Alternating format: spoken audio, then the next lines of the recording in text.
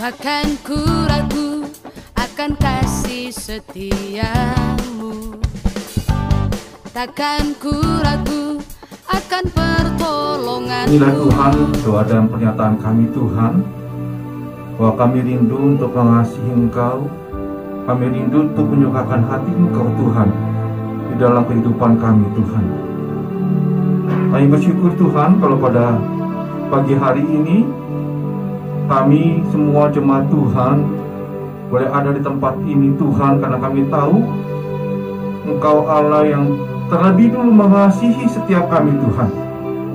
Dan Engkau rindu Tuhan untuk mencurahkan firman-Mu bagi setiap kami Tuhan, supaya kami hidup di dalamnya. Mari Engkau menolong setiap kami, hamba-Mu ini Tuhan. Apa yang kami sampaikan boleh berasal daripada Engkau Tuhan, karena kami tahu setiap firman Tuhan yang disampaikan yang berasal daripada Engkau Tuhan, itu boleh membangun kehidupan setiap kami. Terima kasih Bapa, mempersiapkan seluruh jemaat-Mu pada pagi hari ini Tuhan, untuk kami boleh menerima firman-Mu Tuhan dengan iman dan melakukannya dalam kehidupan kami. Terima kasih Bapa, terima kasih Tuhan. Kami mau duduk diam. Pagi hari ini Tuhan, berfirmanlah bagi setiap kami. Di dalam nama Yesus Kristus kami berdoa. Amin. Siang hari ini kita akan bersama-sama belajar dari satu firman Tuhan yang saya ambil di dalam kitab Daniel pasal yang ke-6, ayat yang pertama sampai ayat yang ke-12. Cukup panjangnya, kita sama-sama nyimak, kita sama-sama boleh belajar daripada benar firman Tuhan ini. Dan Yakobus pasal 5 ayat yang ke-6 sampai dengan ayat yang ke-8. Kita baca dulu ya Daniel pasal yang ke-6. Tadi saya nggak kelihatan. Ya, Daniel pasal yang ke-6 ayat yang pertama sampai ayat yang ke-12.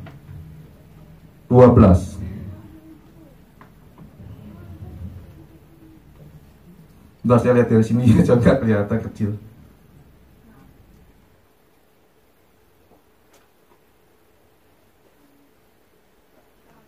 Ya, Daniel pasal yang ke-6 ayat yang pertama, firman Tuhan katakan demikian. Lalu berkatalah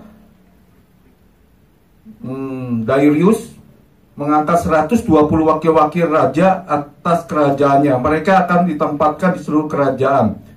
Membawai mereka diangkat pula 3 pejabat tinggi, dan Daniel adalah salah satu dari ketiga orang itu. Kepada mereka para wakil-wakil raja harus memberi pertanggungjawab supaya raja jangan dirugikan. Maka Daniel itu melebihi para pejabat tinggi dan para wakil raja itu, karena ia mempunyai roh yang luar biasa, dan raja bermaksud untuk menempatkannya atas seluruh kerajaannya. Kemudian para pejabat tinggi dan wakil raja itu mencari alasan dakwaan terhadap Daniel dalam hal pemerintahan, tetapi mereka tidak mendapat alasan apapun atau sesuatu kesalahan, sebab ia setia dan tidak ada didapati sesuatu kelalaian atau sesuatu kesalahan padanya. Maka berkatalah orang-orang itu, kita tidak akan mendapat suatu alasan dakwaan terhadap Daniel ini, kecuali dalam hal ibadahnya kepada Allahnya. Ayat yang ke-7, kemudian bergegas-gegaslah para pejabat tinggi dan wakil raja itu menghadap raja serta berkata kepadanya, ya Raja Darius, kekalah hidup tuanku. Semua pejabat tinggi kerajaan ini, semua penguasa dan wakil raja, para menteri dan bupati telah mufakat supaya dikeluarkan kiranya suatu penetapan raja dan ditetapkan suatu larangan agar barang siapa yang dalam 30 hari menyampaikan permohonan kepada salah satu dewa atau manusia kecuali kepada tuanku ya raja, maka ia akan dilemparkan ke dalam gua singa. Oleh sebab itu ya raja, keluarkanlah larangan itu dan buatlah suatu surat perintah yang tidak dapat diubah untuk undang-undang orang Media dan Persia, yang tidak dapat dicabut kembali. Sebab itu Raja Darius membuat surat perintah dengan larangan itu. Demi didengar Daniel bahwa surat perintah itu telah dibuat, pergilah ia ke rumahnya. Dalam kamar atasnya ada tingkap-tingkap yang terbuka ke atas Yerusalem. 3 kali sehari ia berlutut berdoa serta memuji Allahnya seperti yang biasa dilakukan ya. Lalu orang-orang itu bergegas masuk dalam dan mendapati Daniel sedang berdoa dan memohon kepada Allahnya.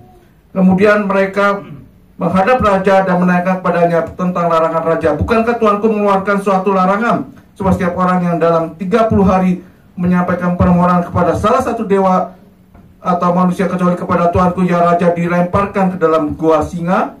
Jawab raja, perkara ini telah pasti menurut undang-undang orang Media dan Persia yang tidak dapat dicabut kembali. Satu lagi, kita lihat di dalam Yakobus pasal yang kelima, ayat yang ke-16. Karena itu hendaklah kamu saling mengaku dosamu dan saling mendoakan supaya kamu sembuh. Doa orang yang benar bila dengan yakin didoakan sangat besar kuasanya. Elia adalah manusia biasa sama seperti kita, dan ia telah bersungguh-sungguh berdoa supaya hujan jangan turun, dan hujan pun tidak turun di bumi selama 3 tahun dan 6 bulan. Lalu ia berdoa pula dan langit menurunkan hujan dan bumi pun mengeluarkan buahnya. Ya, demikian pembacaan firman Tuhan. Tentu yang berbahagia adalah setiap kita yang mendengarkan firman Tuhan, menyimaknya, menyimpannya dalam hati, serta tentunya yang melakukannya dalam kehidupan kita hari lepas hari. Saudaraku, kita bersyukur ya kalau pada hari ini tepat hari Minggu kita sudah menyelesaikan 2 kitab ya, betul ya?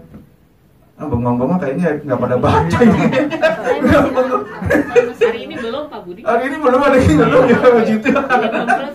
Belum selesai. Ya, tapi kita sudah menyelesaikan 2 kitab ya dari program pembacaan kitab kita sudah menyelesaikan 2 kitab yaitu kitab apa?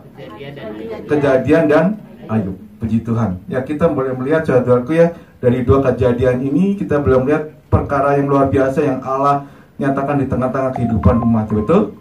Ayub terpelihara walaupun di tengah-tengah penderitaan yang luar biasa, Allah bekerja di dalam kehidupan Ayub sehingga Ayub akhirnya boleh diangkat oleh Tuhan. Kita boleh lihat juga dari kejadian, jadi dari ayat pertama Abraham, Ishak, Yakub, kita boleh melihat kehidupan mereka terpelihara oleh karena apa? Oleh karena kasih Tuhan dalam kehidupan kita, saudaraku. Dan saya percaya saudaraku, kekuatan doa ini saudaraku bukan hal yang remeh, harus diremehkan dalam kehidupan kita ya. Justru kekuatan doa ini harus menjadi bagian yang harusnya ada di dalam kehidupan setiap orang percaya. Amin, saudaraku. Saudaraku, nah ini pernyataan dari Bapak Presiden ya, saudaraku. Bapak Jokowi menyatakan bahwa ada berapa? 60 negara yang bakal ambruk, saudaraku. Waduh, dengarnya juga sudah stres, saudaraku ya. Akan terjadi krisis yang kita mau gak mau harus hadapi, saudaraku ya. Karena sekarang terjadi inflasi yang sangat tinggi, saudaraku. Bahan baku kan pada naik. Ibu-ibu pasti ngejerit ya kan. Beli ini naik, beli itu naik gitu ya, seperti itu ya. Pembatasan mulai terjadi, saudaraku. Bukan aja akibat dari COVID, saudaraku ya, tapi oleh karena apa? Akibat dari perang Rusia Ukraina itu mengakibatkan banyak negara yang akan terjadi krisis, saudaraku. Salah satunya, saudaraku, di situ dicatat negara-negara yang kita pikir adalah negara-negara yang luar biasa, saudaraku, yang raksasa. Amerika, kepikir nggak, saudaraku, kita Amerika kok bisa akan terjadi krisis, saudaraku ya. Uni Eropa, saudaraku, Korea Selatan, itu negara-negara yang memiliki kekuatan. Jepang, saudaraku ya. Artinya, saudaraku, kita harus mewaspadai, saudaraku. Gak ada kekuatan yang lebih besar, amin, saudaraku, daripada kekuatan yang namanya apa? Doa, saudaraku.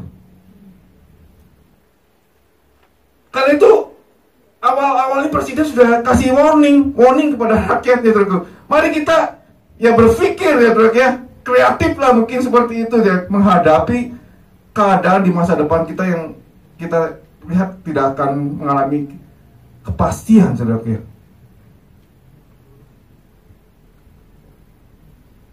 Martin Luther, saudaraku, menyatakan demikian. Harusnya kehidupan orang percaya itu dapat dipisahkan, dikatakan dari apa? Kehidupan doanya. Saya percaya setiap orang Kristen pasti tahu ya harus berdoa, tapi berdoanya kan bukan berdoa makan pagi, makan malam, makan siang gitu ya, kira-kira itu.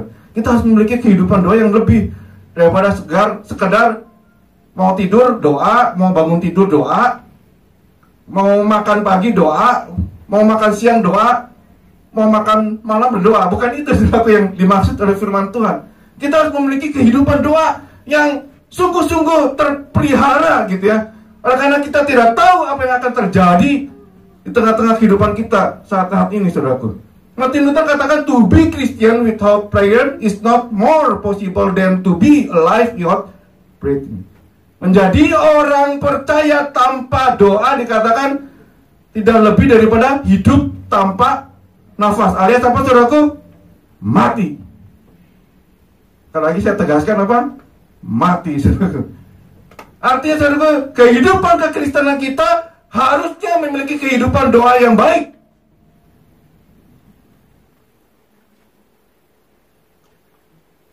Di akhir zaman ini, seperti saya tadi katakan, bahwa kita tidak pernah tahu apa yang akan terjadi di tengah-tengah kehidupan kita. Keadaan di depan tidak bisa terprediksi saat ini, saudaraku. Bergejolaknya terlalu luar biasa, terlalu hebat, saudaraku. Tapi kita punya Allah yang hebat. Amin.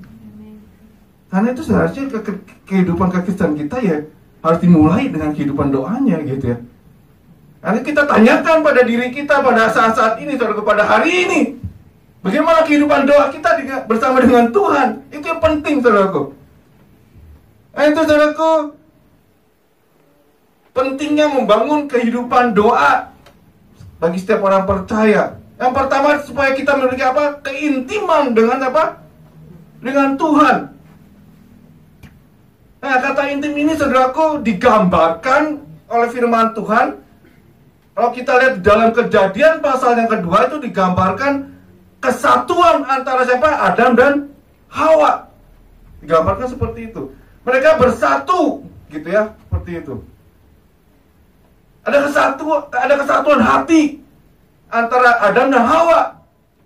Seharusnya kehidupan doa yang kita bangun itu ada keintiman antara kita dengan Tuhan. Bukan selewat pandang, saudaraku, tidak, saudaraku. Kita sedang membangun keintiman dengan Tuhan. Dikatakan di dalam Kejadian pasal kedua, saudaraku, dikatakan apa? Mereka telanjang, tapi mereka tidak malu. Artinya ada keterbukaan antara suami dan istri, digambarkan seperti itu. Yang jomblo, jangan pikir dulu, soalnya nggak ngerti, saudaraku. Yang jomblo masih nggak ngerti, saudaraku. Yang jomblo nggak ngerti. Tapi yang udah punya pasangan pasti ngerti, gitu ya. Aduh. Yang jomblo banyak nggak yang jomblo? Ada kesatuan hati, saudaraku. Ada keterbukaan. Itu namanya intim, saudaraku.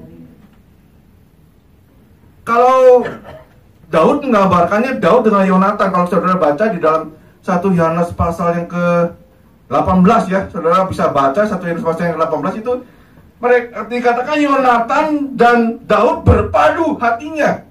Berpadu itu terpaut satu dengan yang lainnya, saudaraku. Ada chemistry mungkin ya, begitu ya mungkin ya. Ada getaran. Oh, kalau saudara punya teman, saudaraku ya, kalau teman itu masih sekedar teman, saudara nggak punya chemistry, saudaraku. Karena hanya sebatas ya, saudara di ruangan ini tidak semua memiliki chemistry yang sama. Karena saya nggak kenal secara utuh dengan, saya misalkan dengan Ricky gitu kan. Mungkin hanya sebatas pelayanan begitu ya. Yang dimaksud keintiman di sini itu lebih dalam daripada ini, saudara. Berpadu jiwanya antara saya dengan saudara kita Ricky. Kalau udah berpadu itu, saudaraku, wah, ada sesuatu yang terjadi, saudara ya, antara Ricky dan saya, saudara. Dan itu digambarkan keintiman itu dengan pas-pasang suami istri. Bagaimana mereka berpadu satu dengan yang lainnya. Ada kesatuan hati, saudara ya. Ada keterbukaan mereka. Kalau di dalam perjanjian baru digambarkan keintiman itu antara Tuhan dengan apa? Jemaatnya. Gitu ya, seperti itu kira-kira. Kasihnya yang luar biasa, gitu kan. Jemaat yang bandel sekalipun Allah mengasihinya luar biasa begitu. Digambarkan keintiman itu, saudaraku, nggak bisa dipisahkan. Nah, itu saudaraku, yang pertama saya catat itu keintiman itu adalah trust dan keterbukaan. Kalau kita baca di dalam Mazmur pasal yang ke-62 ayat yang 5 sampai ke-4 katakan gitu, hanya pada Allah saja dikatakan kiranya aku tenang. Sebab daripadanya Allah apa? Harapanku, keselamatanku, kota bentengku, aku tidak akan goyah. Pada Allah ada keselamatan dan kemuliaanku, gunung batu kekuatanku, tempat perlindungan ialah Allah. Percayalah kepadanya setiap waktu, hai umat. Curahkanlah isi hatimu, dikatakan di hadapannya. Allah adalah tempat perlindunganku. Harus ada trust, harus ada kepercayaan, saudaraku, kepada Tuhan. Daud, saudaraku, adalah tipe pribadi yang sungguh mempercayai Tuhan di dalam hidupnya. Terlihat kan kalau saudara baca kisah daripada Daud, saudaraku. Dia percaya sungguh bahwa Allah sanggup menolongnya, bahwa Allah tidak akan meninggalkannya. Ya, saudara kalau baca di dalam, saya catat itu 1 Samuel pasal 30 peristiwa di Siklak. Ketika Daud kembali ke Siklak itu, didapatinya apa? Dikatakan istrinya, anaknya, kambing dombanya, ternaknya, hartanya, semuanya habis dijarah. Betul? Baik, bagaimana sikap Daud, saudaraku? Dikatakan sehari-harian Daud menangis di hadapan Tuhan. Ini tanda penyerahannya dia kepada Tuhan, saudara ya. Saudara bisa baca di dalam 1 Samuel pasal 30. Bukan hanya Daud, seluruh rakyatnya dikatakan hampir tidak kuat lagi apa? Dia menangis. Aduh, rasanya kalau udah begitu, saya lihat itu ada titik pada titik yang apa, hopeless ya, maksudnya titik nadir mungkin ya, saudara ya. Karena dikatakan tidak kuat lagi menangis, akhirnya air matanya pun sudah tidak bisa keluar, saudaraku. Saudara pernah alami itu, saudaraku, pernah?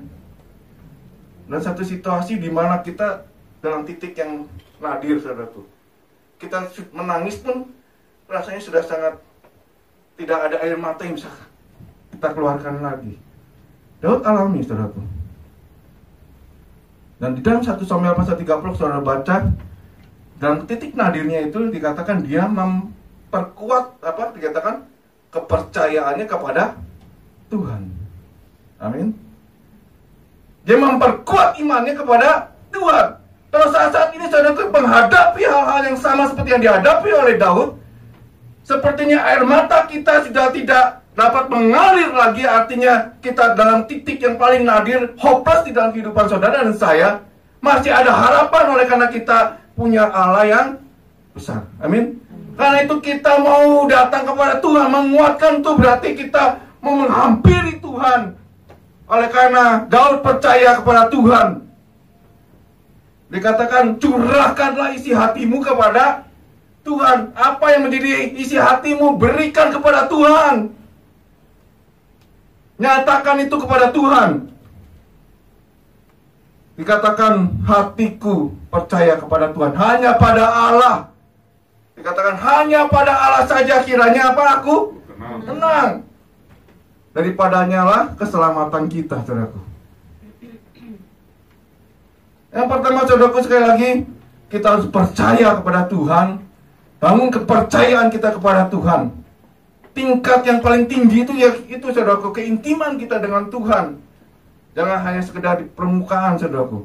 Kita mau masuk kepada hal yang lebih dalam.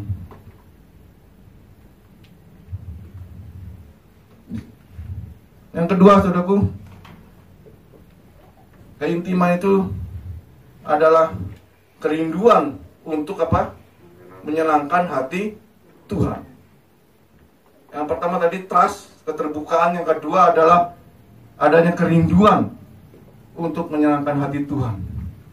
Dengan cara apa, saudara, kita menyenangkan hati Tuhan? Firman Tuhan katakan dengan menuruti segala apa? Perintahnya, taat kepada segala perintahnya Tuhan. itu saja saudara lakukan sangat menyenangkan hati Tuhan.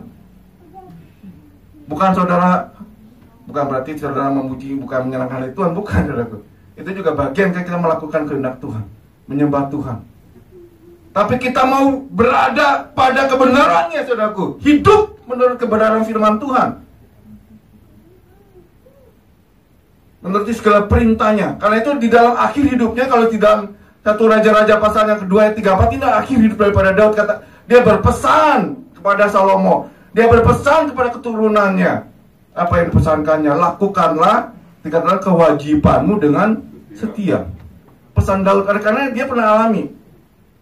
Daud dalam hidupnya mengalaminya. Karena itu dia mau bagikan kepada seluruh keturunannya. Kalau kamu mau diberkati oleh Tuhan, lakukanlah segala perintah yang diberikan oleh Tuhan. Dikatakan, lakukanlah kewajibanmu dengan setia kepada Tuhan Allahmu, dengan hidup menurut jalan yang ditunjukkannya, dan dengan tetap mengikuti segala ketetapan, perintah, peraturan, dan ketentuannya seperti yang tertulis dalam hukum Musa, supaya dikatakan engkau apa? Beruntung dalam segala yang kulakukan dan dalam segala hal yang kutuju. Beruntung, dikatakan seperti itu, kalau saudara saya hidup menyenangkan hati Tuhan dengan melakukan segala perintah-perintah yang sudah ditunjukkan. Yang ketiga, saudaraku, mengutamakan Tuhan di atas segalanya. Matius pasal 6 ayat 33 dikatakan apa? Tetapi carilah dahulu kerajaan Allah dan kebenarannya, maka semuanya itu akan ditambahkan kepadamu. Saudaraku, kalau saudara baca jadi di dalam Daniel pasal yang ke-6, peristiwa yang dihadapi oleh rekan-rekan Daniel, Sadrak, Meshak, Abednego itu bukan perkara yang ringan, saudaraku. Betul? Dari pertama, saudara, pemilihan mereka dipilih 4 orang itu menjadi utusan untuk bekerja di dalam pemerintahan raja, begitu ya, bukan Nesar. Saudaraku, nggak gampang, gitu ya. Di dalam pembuangan mereka kan adalah tawanan. Mereka itu adalah budak, saudaraku. Tapi ada kesempatan mereka diangkat oleh Tuhan untuk menjadi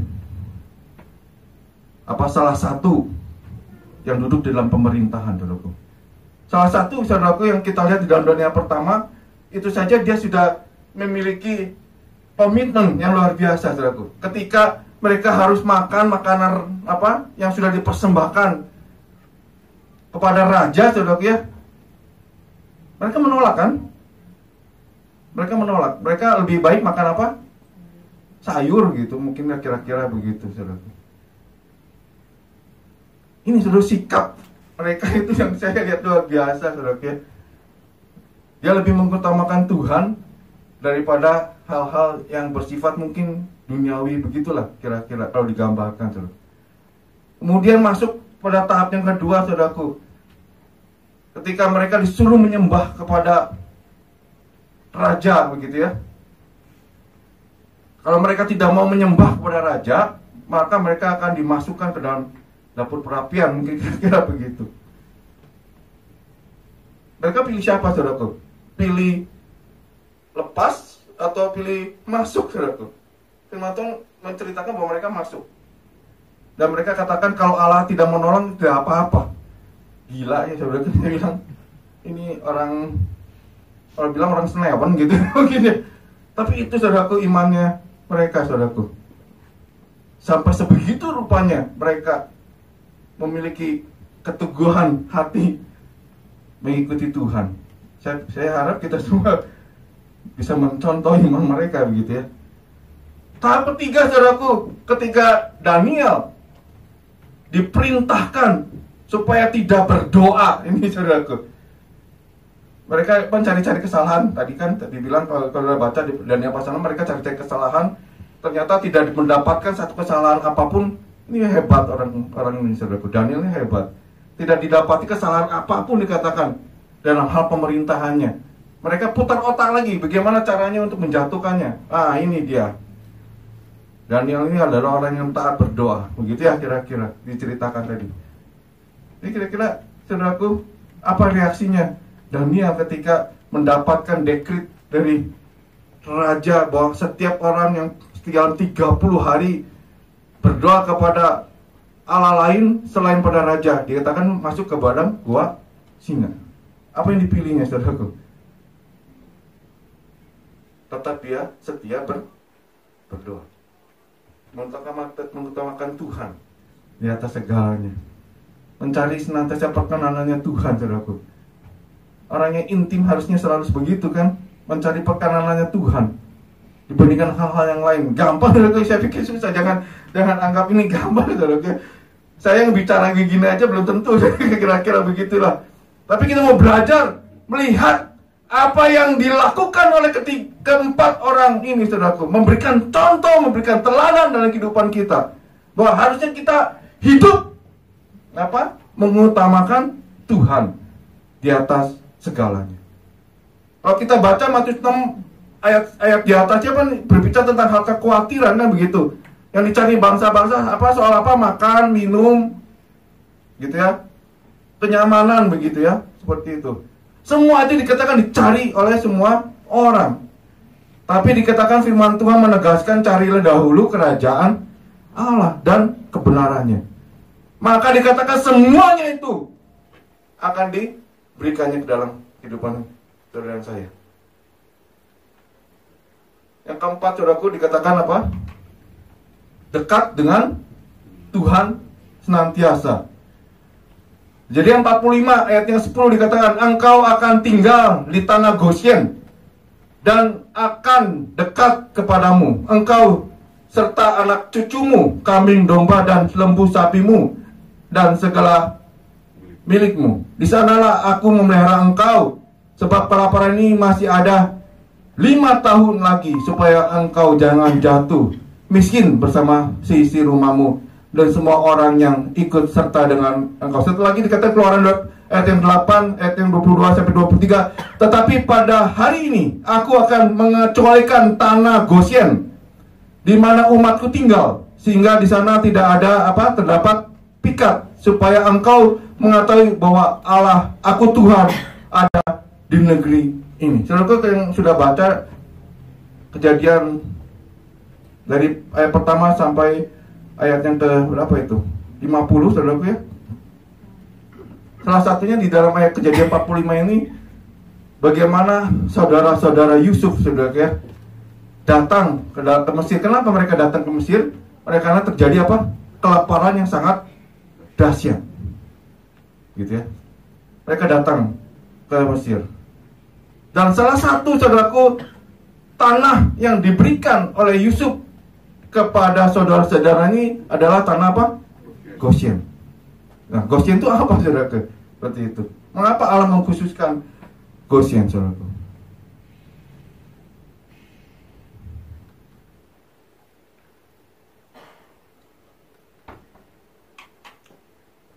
Saudaraku, Gosyen itu artinya apa, saudaraku?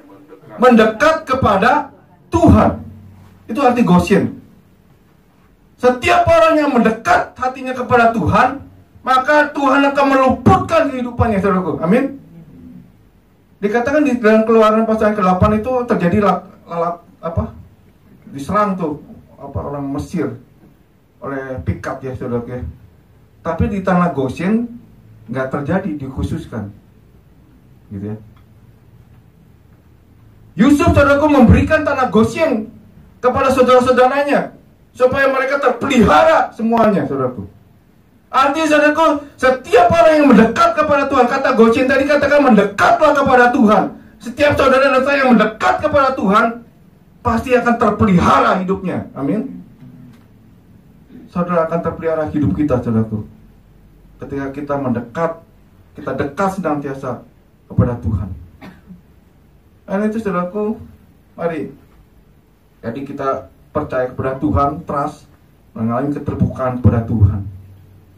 Maka ketika kita membangun keterbukaan kepada Tuhan, membangun kepercayaan kita kepada Tuhan, maka Allah akan menolong dan memampukan kita untuk melewati segala persoalan kehidupan kita.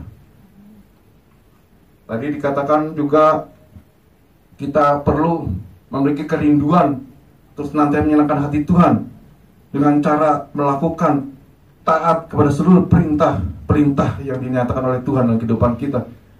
Kemudian kita juga harus mengutamakan Tuhan di atas segalanya. Dan senantiasa kita harus perlu mendekat kepada Tuhan dalam kehidupan kita. Masih ada 2 menit saudara. Kita coba lihat pentingnya membangun kehidupan doa. Yang kedua dikatakan, yang tadi kita dikatakan apa? Intim dengan Tuhan. Yang kedua, saudaraku, pentingnya membangun kehidupan doa karena kita perlu apa? Mengenal Tuhan.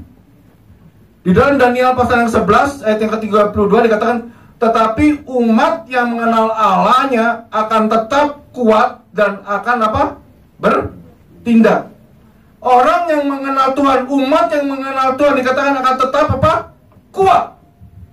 Yang kata mengenal ini dalam bahasa sononya dikatakan apa? Ya ada. To know with apa? Experience. Kenal Tuhan dengan pengalaman pribadi kita dengan Tuhan. Bukan kata Merni, bukan kata Ricky, bukan kata orang, bukan hanya kata orang, bukan. Tetapi apa saudaraku, kita perlu apa? Mana Pak Edi? Nggak ada. Oh, ada di belakang, kelihatan. Artinya saudaraku, kita mengenal Tuhan oleh karena apa? Kita mengalami Tuhan dalam kehidupan kita. Amin. Banyak orang nggak bertumbuh karena kenalnya kata orang. Kayak orang buta gitu, megang gajah. Gajah bentuknya kayak apa? Gitu kan, pegang. Nggak kenal. Gitu ya, seperti itu. Harusnya kita kenal oleh karena kita mengalami Tuhan dalam kehidupan kita. Yang itu yang digambarkan oleh Ayub. Bukan dari kata orang saja dikatakan demikian ya, tapi aku sendiri mengalaminya bersama dengan Tuhan. Milikilah pengalaman hidup bersama dengan Tuhan. Ketika kita diizinkan oleh Tuhan mengalami berbagai persoalan dalam kehidupan kita, itu adalah kesempatan kita untuk apa? Mengenal Tuhan. Semakin kita mengenal Tuhan, siapa Tuhan dalam kehidupan kita, saudaraku, maka semakin kita berpegang teguh kepada Tuhan, semakin kita percaya kepada Tuhan. Kenallah Allah melalui pengalaman secara pribadi dengan Tuhan.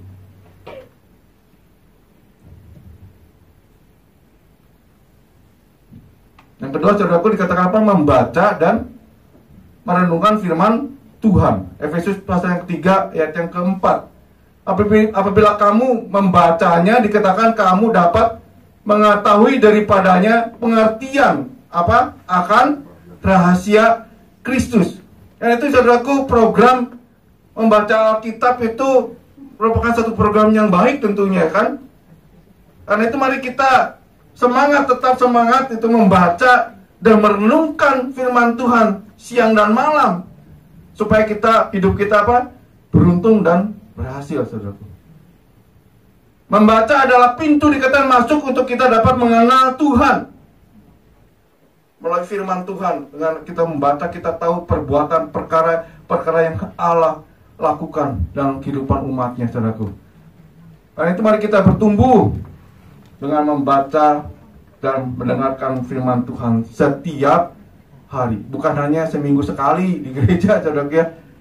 Tapi tiap hari kita membangun kehidupan kita dengan mengenal Tuhan, dengan cara membaca firman Tuhan. Karena iman dikatakan timbul dari pendengaran akan apa? Firman Tuhan. Bagaimana kita kenal dengan Tuhan kalau kita nggak pernah baca firman-Nya? Bagaimana kita tahu perbuatan Tuhan dalam kehidupan kita kalau kita tidak kenal firman-Nya, tidak kenal apa yang sudah Tuhan lakukan dalam kehidupan saudara dan saya? Karena itu, renungkan firman Tuhan, baca firman Tuhan setiap hari, karena itu menjadi bekal di dalam kehidupan saudara dan saya. Sedikit lagi ya, saudara ya. Hosea pasal 8 ayat yang ketiga, Hosea 6 ayat yang ketiga, tekan marilah kita apa? Mengenal dan berusaha apa? Sungguh-sungguh. Ada kata mengenal dan berusaha. Sungguh-sungguh. Karena berusaha, saudaraku ya. Berusaha. Kadang-kadang pun kita banyak kali diperhadapkan oleh banyak tantangan dalam membaca, betul? Ya, nanti bangun pagi belum masak, Ferry belum masak, waktu Ricky masak dulu gitu. Nanti Ricky-nya nggak dapat makan, marah dia nanti. Gaya. Maksudnya ada tantangan, saudaraku, dalam kita mengenal dan membaca firman Tuhan, ada tantangan. Gak gampang-gampang, saudaraku. Tapi mari kita berusaha apa? Dengan sungguh-sungguh. Dikatakan apa? Ia pasti muncul seperti fajar. Ia akan datang kepada kita seperti hujan. Seperti hujan pada akhir musim yang mengairi bumi. Amin, saudaraku. Tantangan boleh ada. Tadi kan Daniel ada tantangannya kan? Dekretnya sudah jelas, nggak bisa dicabut, saudaraku. Tantangannya ada. Tapi itu nggak jadi masalah bagi Daniel. Dia tetap konsisten dengan hidupnya untuk apa? Mengenal Tuhan. 3 kali sehari dikatakan dia berdoa kepada Tuhan. Hal ini saja yang saya mau bagikan pada kita pada pagi hari ini, untuk kita boleh membangun kehidupan doa kita, membangun keintiman kita dengan Tuhan, maka Tuhan akan berkarya, maka Tuhan akan memperhatikan kehidupan saudara dan saya. Amin. Nanti saudaraku, kita bangkit berdiri, kita angkat satu pujian. Aku punya Tuhan yang besar, yang telah berjanji dan pasti menepatinya.